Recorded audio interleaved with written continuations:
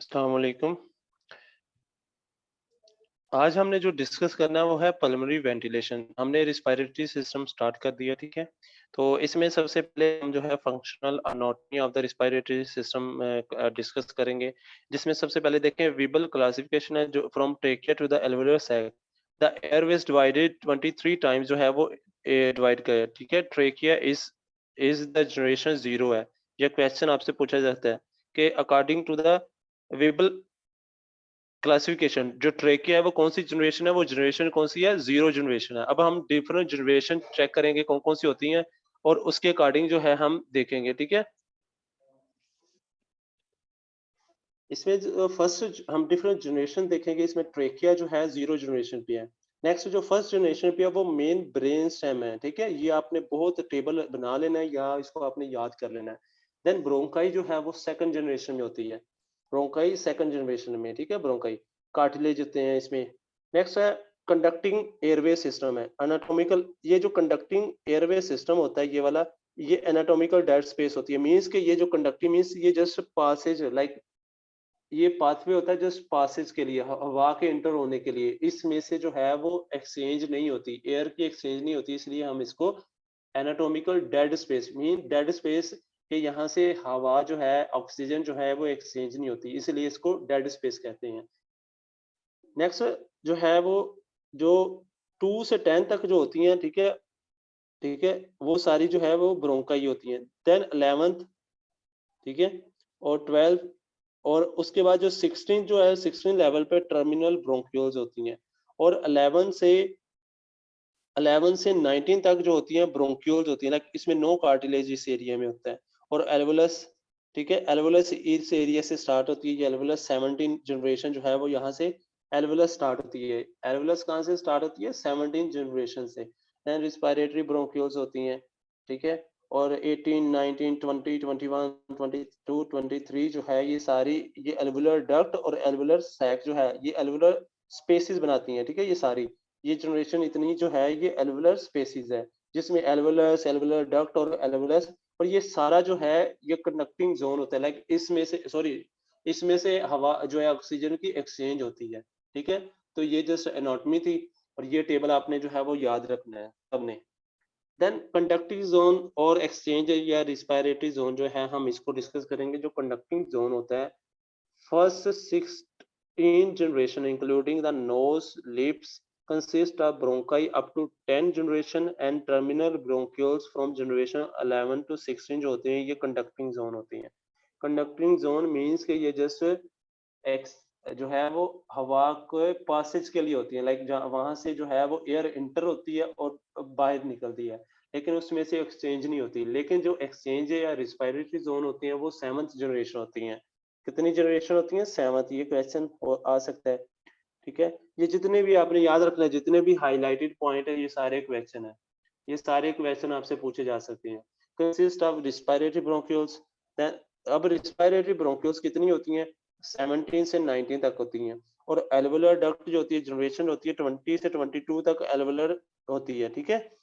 Finally alveolar sac जो generation होती है वो 23 होती है। तो ये हमारे पास है कंडक्टिंग जोन और एक्सचेंज या रिस्पिरेटरी जोन, ठीक है।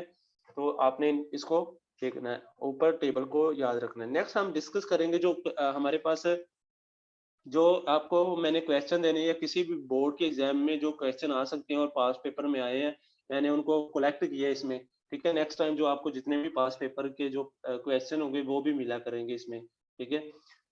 इसमें देखें, first of all first point जो हमने डिस्कस करना है वो है थ्री अराउंड अबाउट 300 से 500 million alveoli have a combined surface area of 5 से 20 metre and aggregate maximum volume of 5 से 6 litre in the two lungs, ठीक है। कि इतना वॉल्यूम होता है 5 से 6 लीटर, और अगर 300 से 500 मिलियन alveoli कंबाइन कर जाएं तो वो 15 से 100 मीटर जो एरिया है वो कंबाइनली बनाती हैं। Important that 300 combined surface area, ठीक है। ये वही जस्ट उसको जो है ये दोबारा वो लिखा गया, ठीक है। तो उसके बाद नेक्स्ट हमने जो क्लिनिकली इम्पोर्टेंट है कि cilia, cilia present up to respiratory bronchioles तक प्रेजेंट होती हैं। सीलिया जो है वो रिस्पिरेटरी ब्रोंक्यूल्स तक होती हैं। सीलिया क्या होते हैं? ये है हमारी फॉर एग्जांपल अगर ये है हमारी एयरवेज, ठीक है? इसमें स्मॉल ऐसे प्रोजेक्शन होती है लाइक ऐसे प्रोजेक्शंस होती हैं। इसको कहते हैं सिलिया। ये ऐसे मूव करते हैं, अप डाउन मूव करते हैं। कोई भी फूड एयर पार्टिकल या कोई भी बैक्टीरिया जब एंटर होता है, तो ये ऊपर उसको एक्सपेल कर देते हैं। लाइक उस ऊपर को जो है वो उसको पुश करते हैं। इसको सिलिया कहते हैं। ये कब होते हैं? ये उसके बाद ये डिफेक्टिव म्यूकोसिलरी ट्रांसपोर्ट होता है in a feature of different disease में।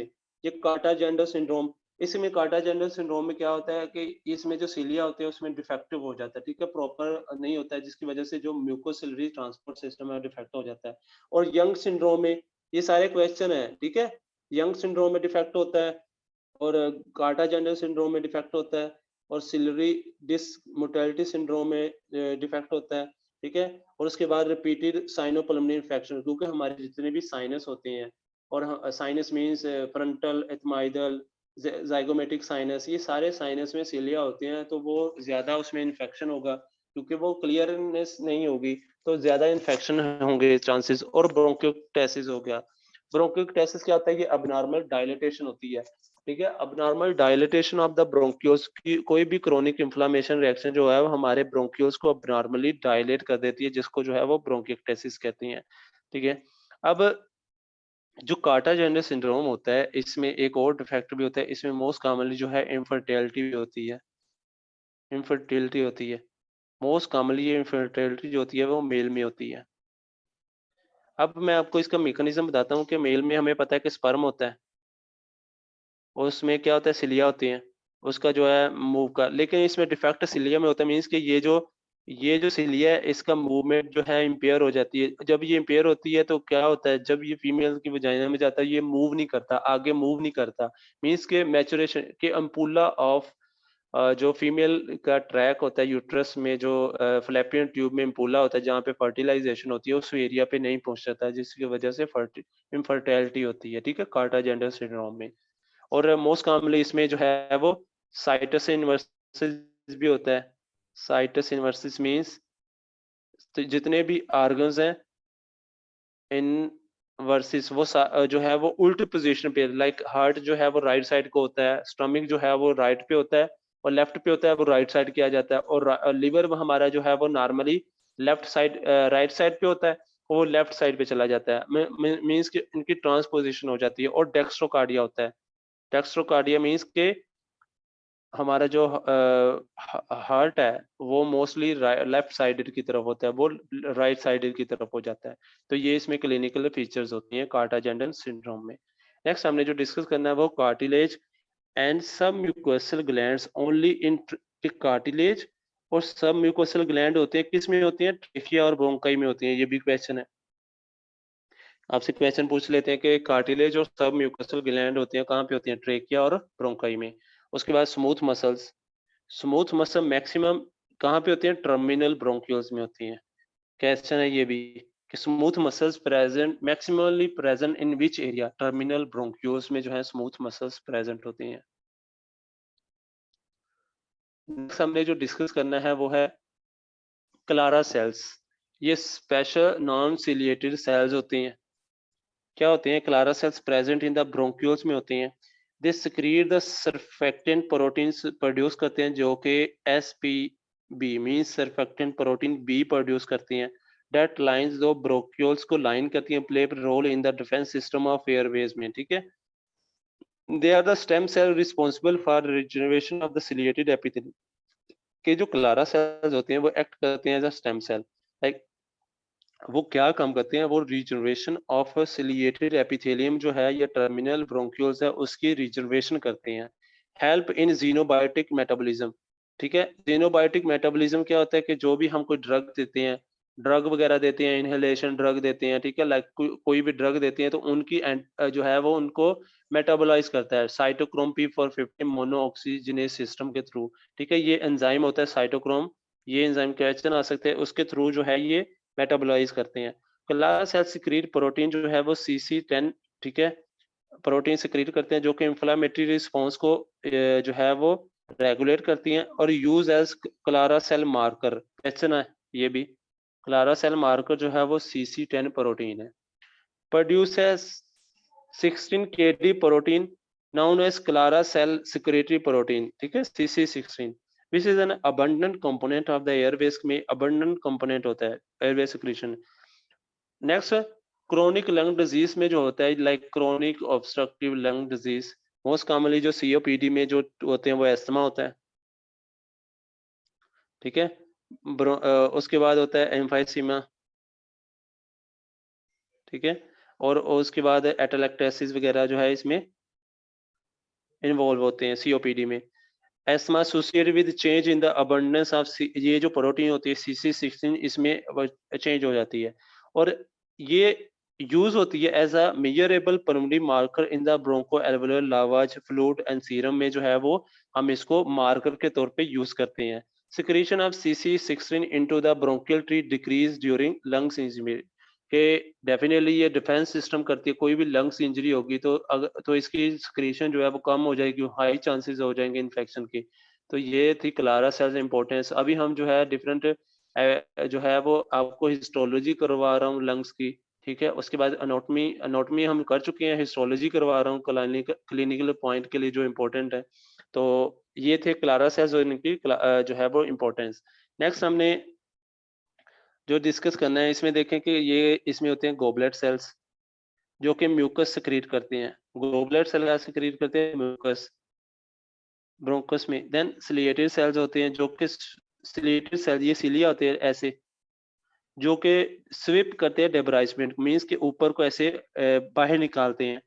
देन होती है specialised Clara cell, divide differentiate metabolise toxic chemical, means के डिवाइड डिफरेंशिएट मींस एक्ट करते हैं एक तो ये स्टेम सेल होते हैं, ठीक है, और स्टेम सेल किसके होते हैं? ये सिलिएटेड एपिथेलियल के सेल बनाते हैं। और उसके बाद ये डिफरेंट जीनोबायोटिक एक्शन होता है। जीनोबायोटिक मींस के जो भी बायोटिक मींस के जो भी हम ड्रग्स वगैरह लेते हैं, मेटाबॉलिज्म जो होता है, जो ड्रग्स वगैरह लाइक इनहेलेशन के थ्रू, लाइक कोई भी आपको कोई भी एस्थमा वगैरह जो पेशेंट को होता है वो इनहेलर यूज करता है, उसकी जो है मेटाबॉलिज्म के लिए ये एज अ काम करते हैं। जीनोबायोटिक मैकेनिज्म होता है क्लारा सेल्स का। नेक्स्ट इसमें देखें ये टॉन्सिलर लिम्फाइड ऑर्गन्स यहाँ पे होती हैं। देन एसोफेगस, ट्रेकिया है, ठीक है, और ये ब्रोंकियल लिम्फ नोड्स हैं, और ये ब्रोंकस है, ब्रोंकस से ब्रोंक्यूल्स, देन एल्वोलाई, और फिर एल्वोलर्स जो है वो मैक्रोफेजेस इस एरिया में प्रेजेंट होते हैं। हम रिसेंटली ब्लड में डिस्कस कर चुके हैं एल्वोलर मैक्रोफेजेस का क्या फंक्शन होता है, ठीक है। ये कोई भी बैक्टीरिया, कोई भी फॉरेन पार्टिकल इंटर हो जाए, उसको डिस्ट्रॉय, उसको क्या करती हैं? हाई कर देते हैं, फैगोसाइटोसिस उसकी। ये जो है मैक्रोफेजेस का काम है, हाई कर देते हैं फैगोसाइटोसिस। तो नेक्स्ट हमने डिस्कस करना है यही क्लारा सेल्स के बारे में। जैसे हिस्टोलॉजी आपको इसके बताऊं कि कौन सा होता है। Found in the terminal bronchioles में होती हैं as well as in the respiratory bronchioles में होती हैं। ये देखें, ये सिलिया एपिथेलियम की, देन ये क्लारा सेल्स हैं यहाँ पे होते हैं, और ये बेसल बॉडीज हैं, ठीक है। ये है क्लारा सेल्स, ये क्लारा सेल्स है, और इधर से ये जो है ये क्लारा सेल्स है, क्लारा सेल्स। और Clara cells in the epithelium of respiratory bronchioles, देखिए इस एरिया में भी, ठीक है, क्लारा सेल्स शो हो रहे हैं। Next, pulmonary endocrine cells, PNECK, ये स्पेशलाइज्ड सेल्स होते हैं, पल्मोनरी एंडोक्राइन सेल्स होते हैं। अब हम इसमें इसको डिस्कस करेंगे कौन कौन से ये पल्मोनरी, ये सारा जो है वो गाइडेंस से लिया गया। काइंडली जो है आप जाके गाइडेंस जो है वो जरूर रीड करें। इसके बाद जितने भी जो है वो हमने फर्स्ट जो चैप्टर है रिस्पायरेटरी का, हम उसको डिस्कस कर रहे हैं। पल्मोनरी एंडोक्राइन सेल जो होती हैं are found solitary neuroendocrine cells and clusters, the neuroepithelial bodies होती हैं, ठीक है, neuroendocrine NEC होती हैं throughout the tracheal bronchial tree, total जो जितना भी ट्रैकियो ब्रोंकियल ट्री होता है वहां पे होती हैं। इसमें क्या होता है? इसमें माइक्रोविलाई होती हैं present in the apical border of the cell. Like ये ऐसे अगर सेल है, ठीक है, ये सेल है, तो इसके सरफेस पे जो है ऐसे माइक्रोविलाई होते हैं, ठीक है, इसके एपिकल सरफेस पे। ये क्या है, ये एपिकल है। दे सक्रीट बायोजेनिक अमाइंस, ये क्या सक्रीट करते हैं? अब इनकी सक्रीशन क्वेश्चन आपसे पूछा जा सकता है कि पल्मोनरी न्यूरो इंडोक्राइन सेल्स क्या सक्रीट करती हैं? बायोजेनिक अमाइन, ठीक है, कौन-कौन से? Like dopamine, 5 hydroxy tryptamine. 5 hydroxy tryptamine जो है इसको हम सीरोटोनिन भी कहते हैं, और गैस्ट्रिन रिलीजिंग पेप्टाइड जीआरपी, ठीक है। अब गैस्ट्रिन रिलीजिंग पेप्टाइड जो होता है ये हाई लेवल करता है गैस्ट्रिन का, ठीक है।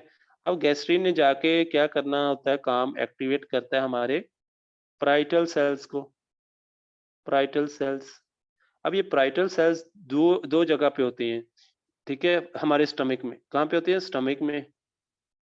स्टमक की जो फंडस होती है, फंडस, और बॉडी में ये होती हैं। अब इन पाराइटल सेल्स का काम होता है कि HCl प्रोड्यूस करना और इंट्रिंसिक फैक्टर प्रोड्यूस करना। अब ये HCl तो एसिड डाइजेस्ट करता है, कोई भी फूड हम जब लेते हैं, लेकिन जो इंट्रिंसिक फैक्टर होता है ये स्पेशल इसका काम होता है विटामिन B12 की अब्जॉर्प्शन में करता है। अगर इस कोई भी फैक्टर की वजह से, कोई भी रीजन की वजह से इंट्रिंसिक फैक्टर की डेफिशिएंसी हो जाए तो एक कंडीशन होती है जिसको हम कहते हैं मेगालोब्लास्टिक एनीमिया, मेगालोब्लास्टिक एनीमिया, तो वो होता है, ठीक है। ये इसकी इंपॉर्टेंस थी कि क्या-क्या चीजें ये सक्रीट करते हैं। देन कैल्सिटोनिन प्रोड्यूस करता है।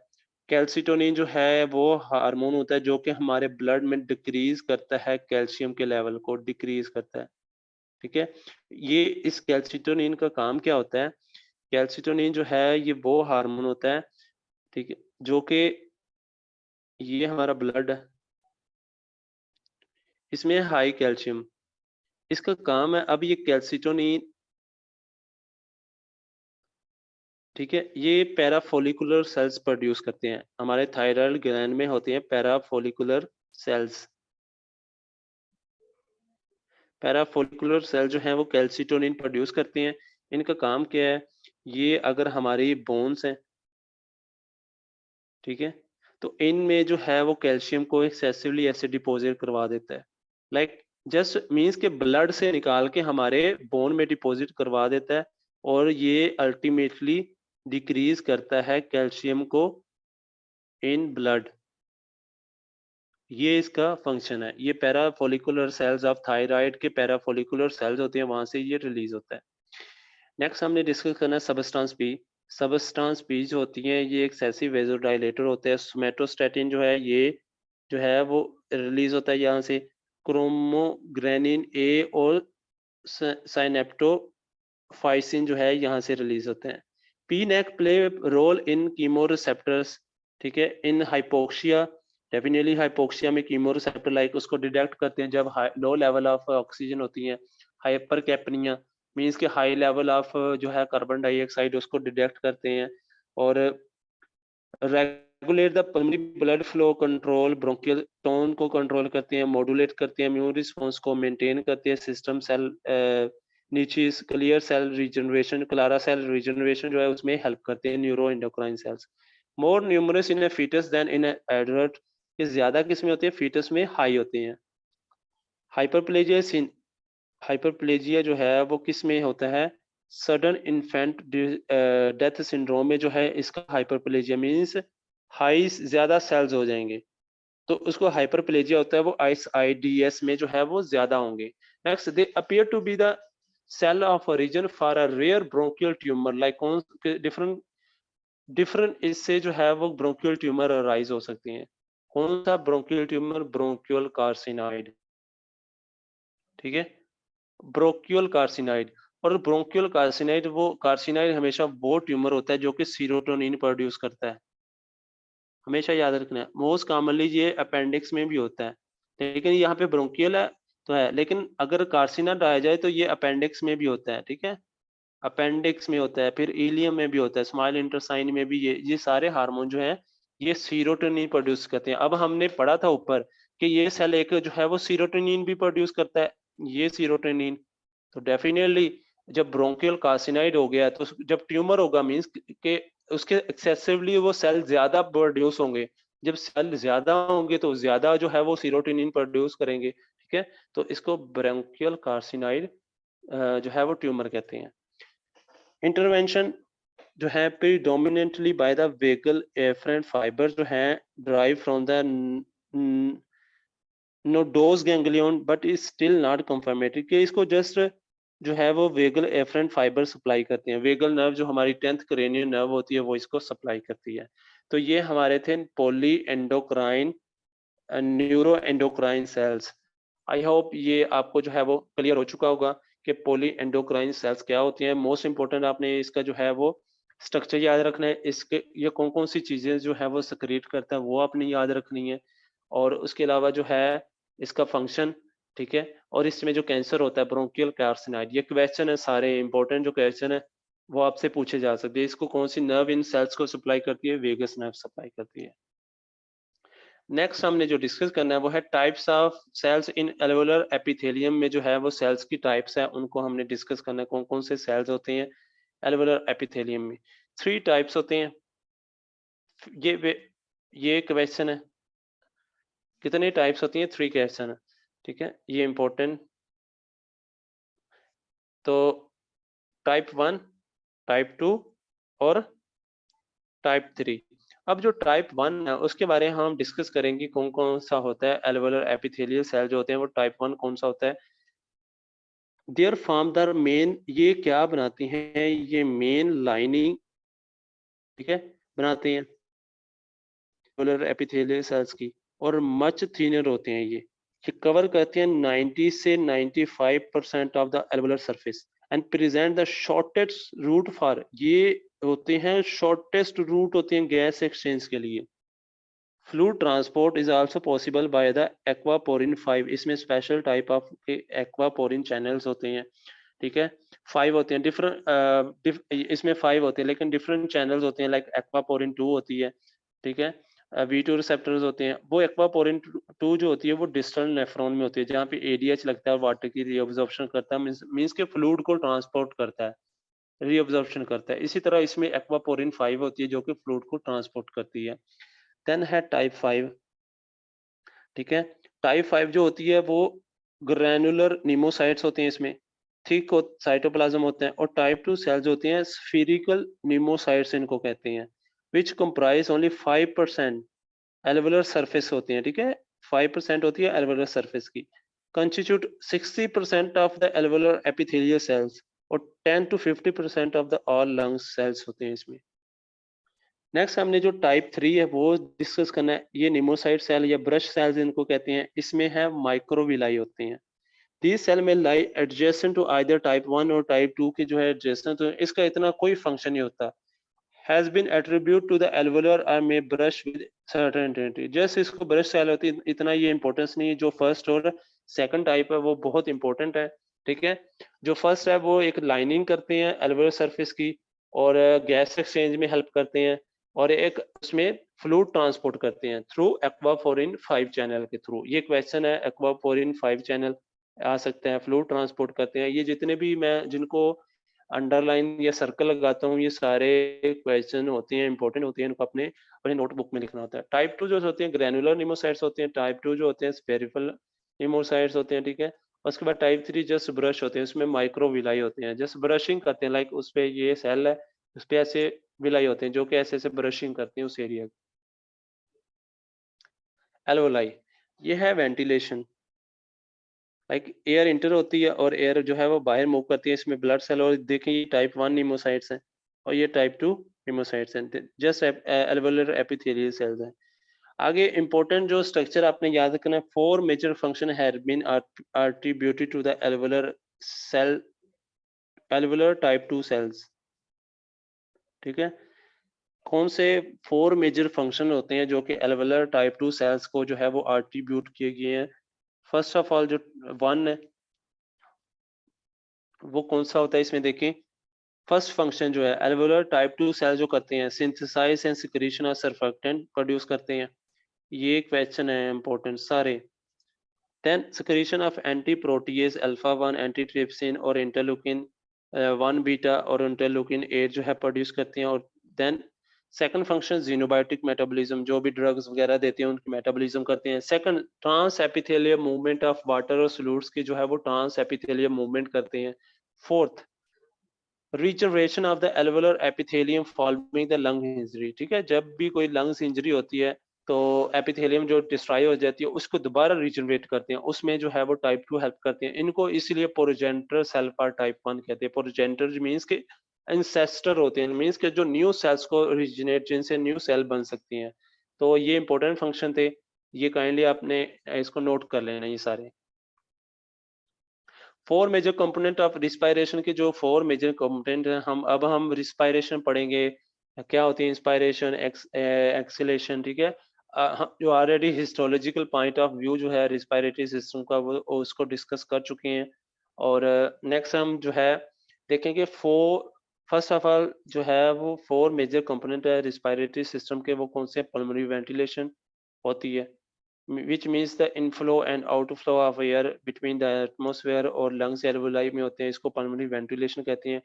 pulmonary ventilation क्या होता है कि एयर जो है वो हमारे लंग्स में इंटर और एटमॉस्फेयर और एल्वोलाई में इंटर होती है, ठीक है, जस्ट इंटर होती है, बाहर से हवा जो है, एयर जो है वो इंटर होती है हमारे लंग्स में और बाहर निकलती है, इसको जो है इनफ्लो और आउटफ्लो होता है बिटवीन एयर और बिटवीन एटमॉस्फेयर और लंग्स एल्वोलाई। सेकंड पॉइंट में जो है diffusion of the tissues oxygen होती है और वो कार्बन डाइऑक्साइड होती है।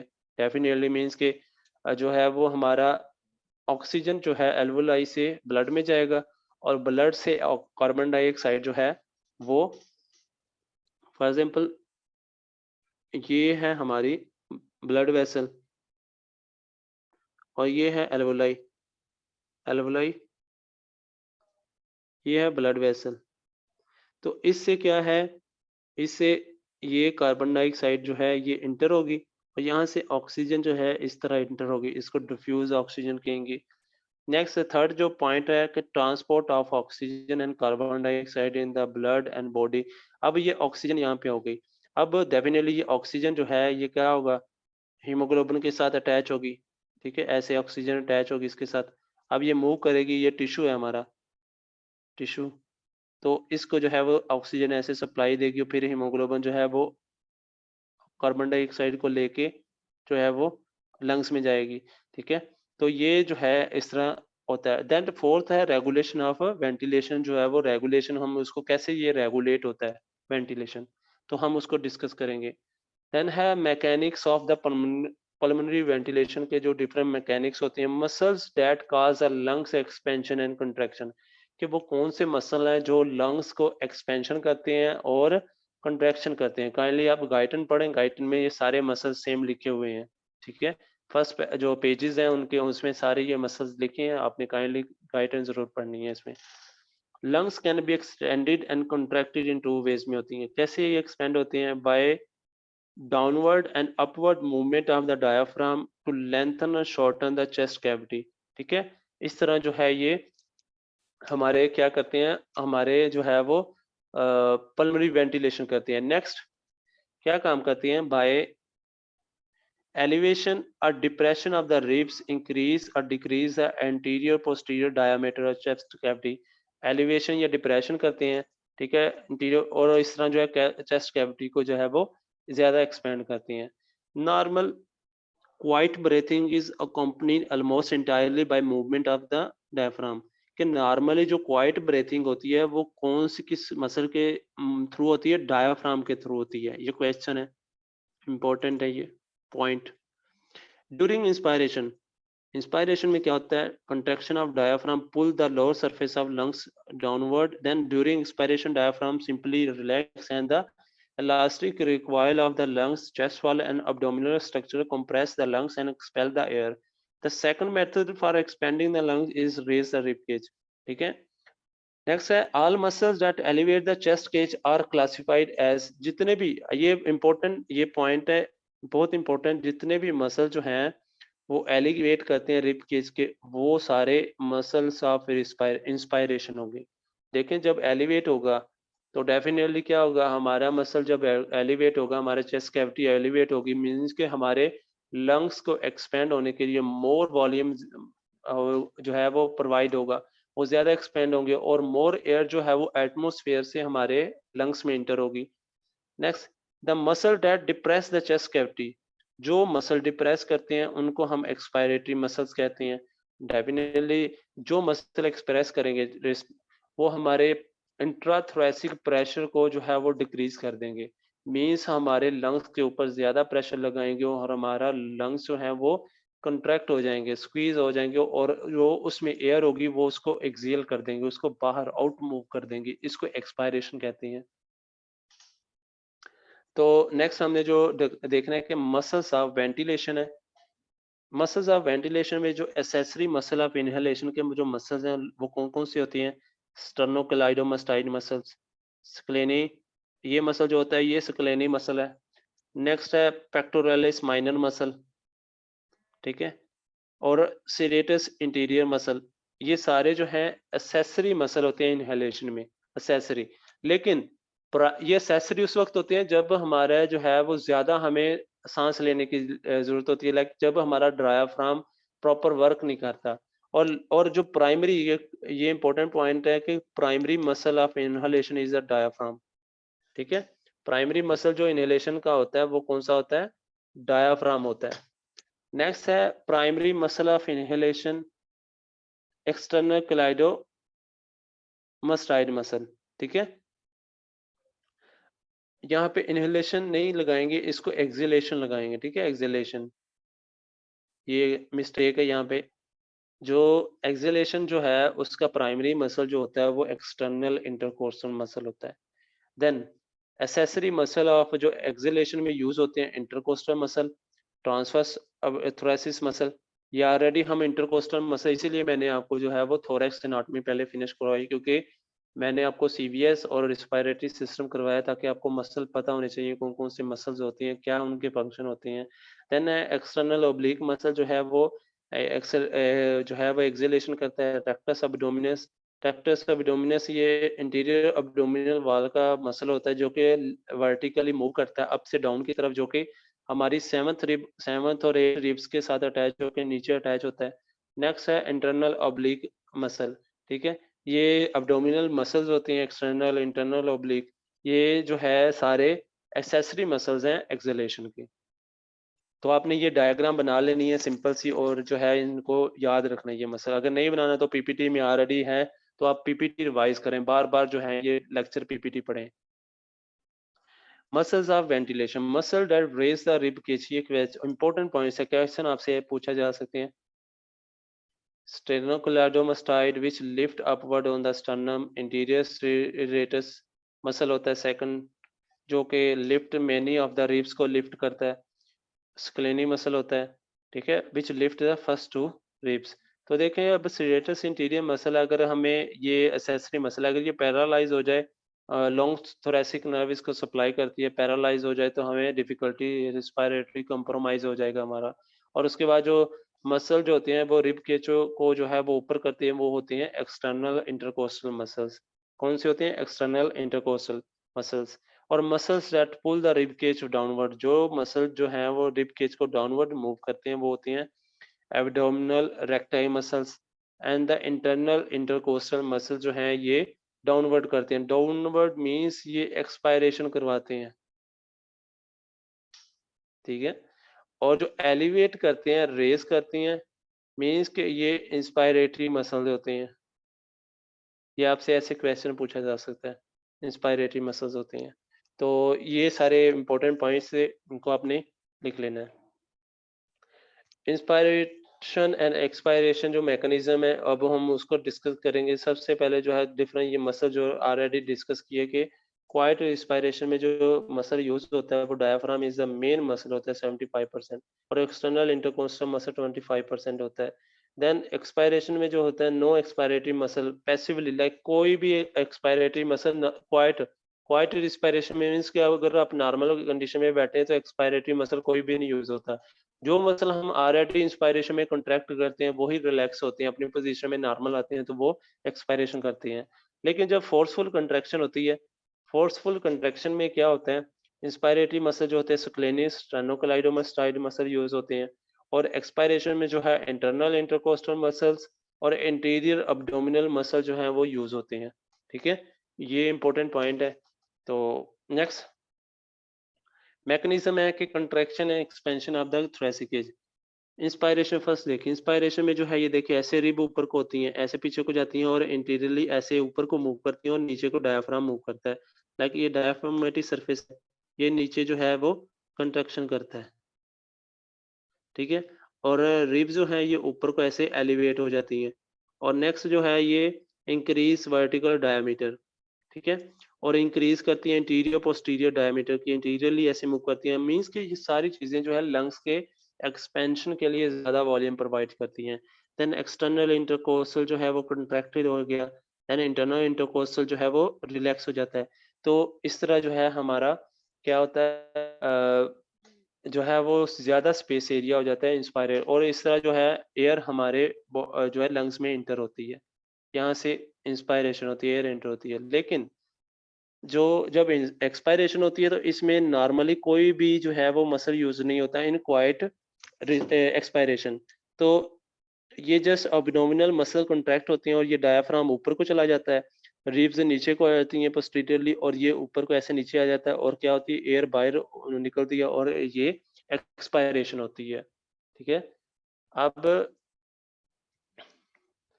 Events involve in a normal inspiration में कौन कौन से इवेंट्स होती हैं। अब हम इंस्पायरेशन कैसे होती है हम उसको जो है वो डिस्कस करेंगे, कैसे नॉर्मल इंस्पायरेशन होती है।